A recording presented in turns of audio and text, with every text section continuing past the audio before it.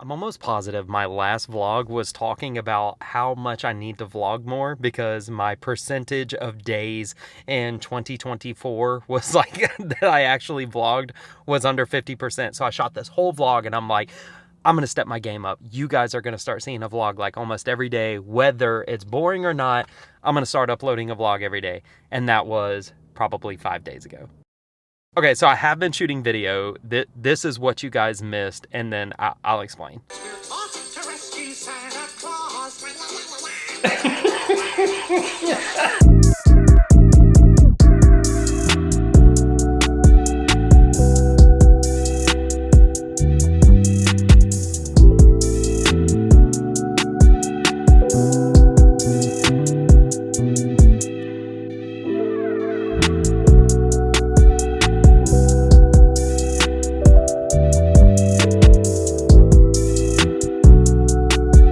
Yeah, so a lot. I shot a lot. I shot a lot of video. I haven't been able to put anything into a vlog, but I got asked to do this big video project for my pastor's birthday.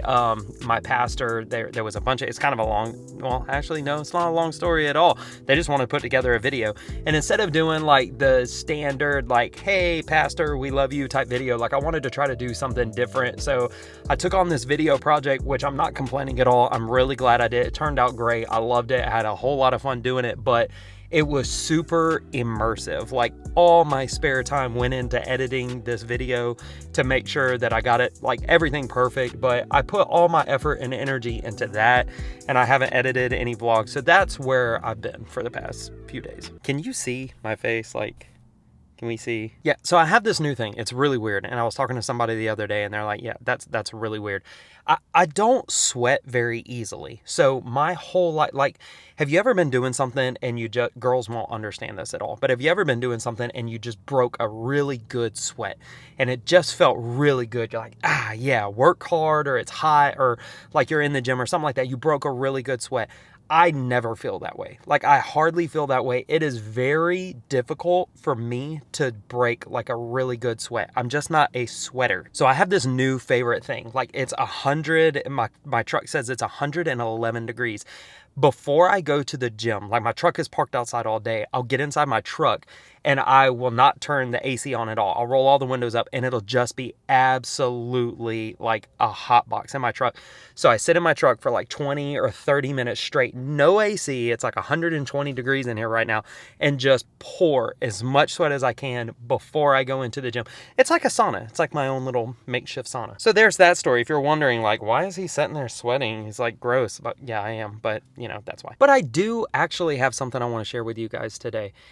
I was praying last night before last, and it was personal stuff. Like it wasn't me asking God about, our generation or anything like that. I was just praying about my own life, and I was talking to God about, feeling somewhat like a weak Christian. If you follow my vlog at all, like I never claim to be this guy who is got it all figured out or anything like that. I'm just a guy who's pursuing relationship with God, and I struggle with some of the same things that everybody else struggles with, which is when I don't do very amazing pursuing relationships, still trying to know that he loves me and struggling with that. Like, you love me and you always pursue me, but sometimes I don't pursue you as hard as I can, and being a lazy Christian. And we've talked about that on the vlog. I'm not going to go into all that, but I was talking to God about some of that stuff, and I was just thinking, the whole story is, I told Shauna, I said, I just want to go and be alone for a little while. I'm going to go hop on my skateboard. It was like 9 o'clock at night. I'm going to go hop on my skateboard and just ride around for a little bit and just be alone, not wear my headphones, not, I have my phone.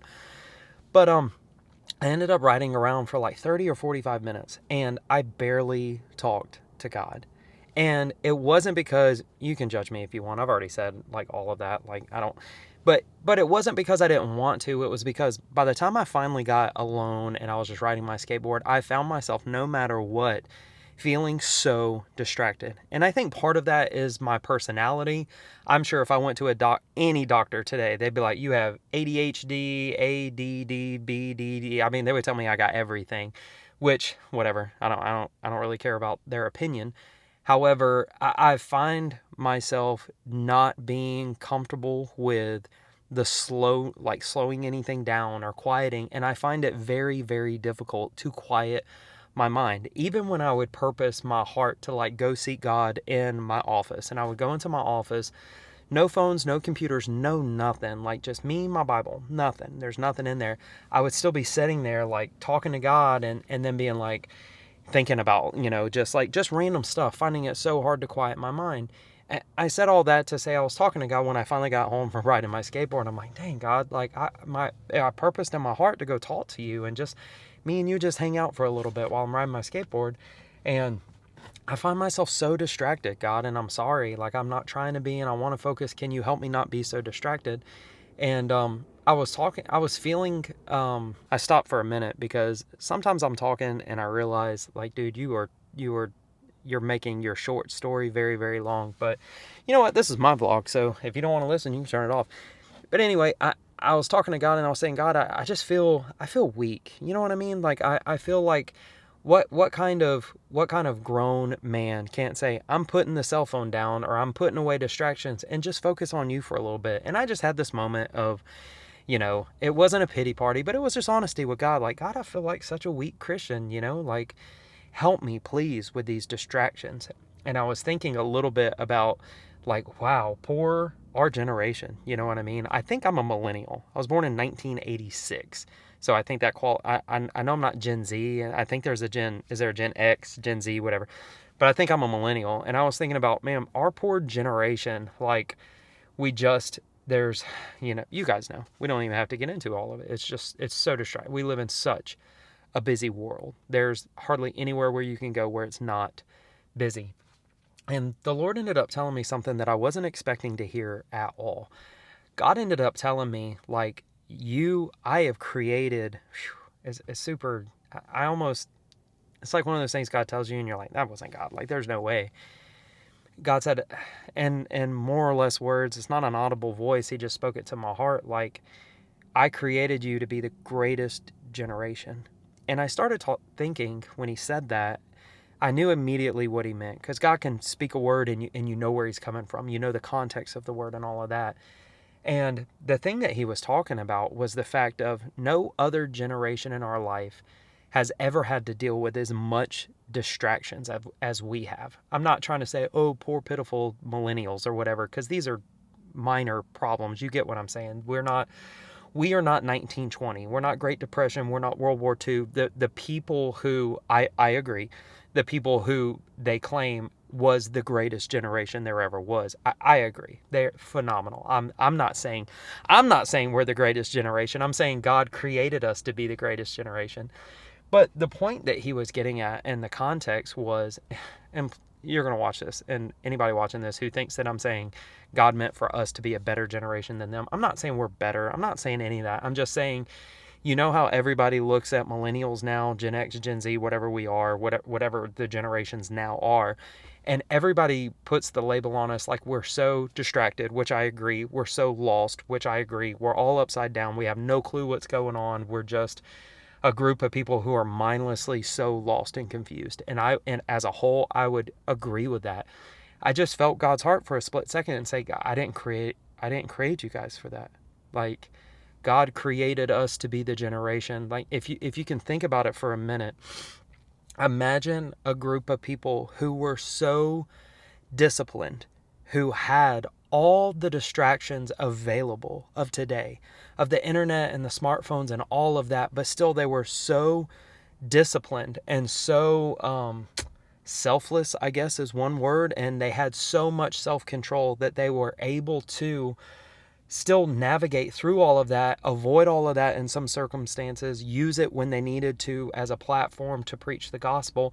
But they had all of that banging on their door, and still they rose up and they served God to the greatest of their ability, and they still were able to serve God with all of their heart despite all the distractions.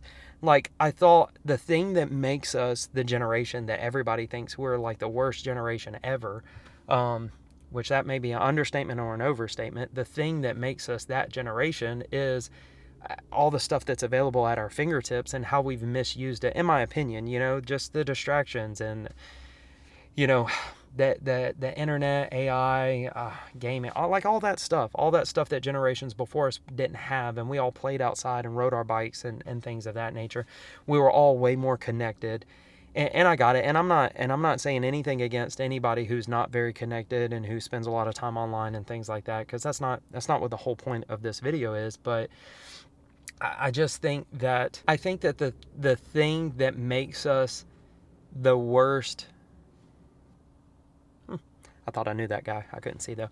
I think the thing that makes us the worst generation ever, so people say, also is the thing that has the potential to propel us into being the greatest generation ever. You know, there's every generation who has ever lived up until this point has had their fair share of things that they've had to deal with. We haven't had to deal with the Great Depression. We haven't had to deal with, World War II. We haven't had to deal with things of that nature, but we do have things we have to deal with. And guys, I'm not throwing this pity party. I'm not saying that dealing with the distractions of the internet is worse than dealing with I'm not saying that. I'm just saying, in our own way, you can play the comparison game or not. In our own way, we have to deal with more evil and wickedness and things than anybody ever has, any generation ever has. More deception, more sway of the enemy. We're coming face to face with more of that than anybody ever has, any generation ever has. And I think the very thing that amplifies that and makes us so distracted is the very thing that we have the ability to overcome, which could make us the greatest generation in Christ that has ever been here before. The most disciplined generation. The generation that they said in the midst of the... Oh, man, there you go. I mean, just think of that statement right there. The generation that in the midst of the darkest, most evil hours that the whole world has ever seen, they pursued God just as hard as anybody else ever did. I think that's it. I think pretty much that one statement right there could end this entire conversation. But think about that, because it really struck me, because a lot of times I think about the fact that I feel like, I'm a weak Christian, and I feel like I'm a distracted kind of Christian, and I have all of those thoughts. But I'm thinking things a lot different now. I'm looking at things a lot different now, and I'm using the things that I feel like make me distracted and make me weak, and I'm going to try to take that and understand that God... It's like the Esther statement that everybody quotes when Esther says, when they talked about Esther and they said, for such a time as this. And it's like, God didn't make a mistake when he created me and said, I'm putting you on the earth starting 1986. He didn't make a mistake. I want you alive during the generation that is going to be the distracted generation. He didn't make a mistake. And I want you alive then and there, not just to waste your life or be distracted, but because you're going to be able to overcome all those things and pursue me in spite of all of those things. And I think you have to think that way too. God put you on this earth, your birth year. He didn't make a mistake. He orchestrated it. He said, I want you born. I need you on the earth at this time, because you're going to be the one to lead the people in the greatest season of darkness that we've ever seen. You're going to be a light for me, for other people. So, okay, there's that. I think I've sweated enough, so I'm going to go to the gym, and we'll just see where this vlog goes from there. But you're not coming to the gym with me.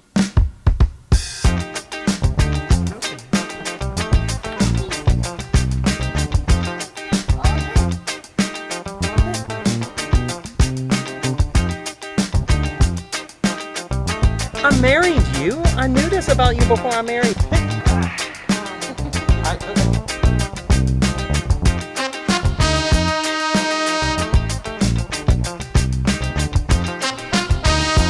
It's about to be a slow. It's not until we get to a bookstore that I realize how much I've trained my son to be loud.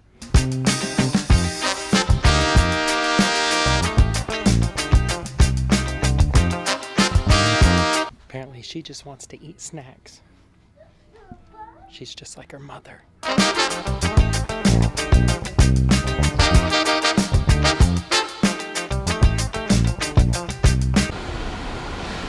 Are you ready to learn how to love me, finally? Yeah.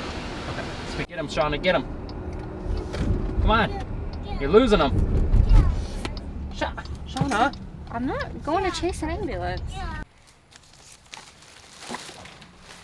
So, in conclusion on the day, I had lots of reasons and excuses why I haven't vlogged in a little bit again, but I love you guys and I am trying. Tell me what you think about that whole generation thing. I thought that was crazy. I still can't wrap my mind around the fact that we might be the generation that's called to be the most powerful generation. But I think more than likely that's just because me and you were in it.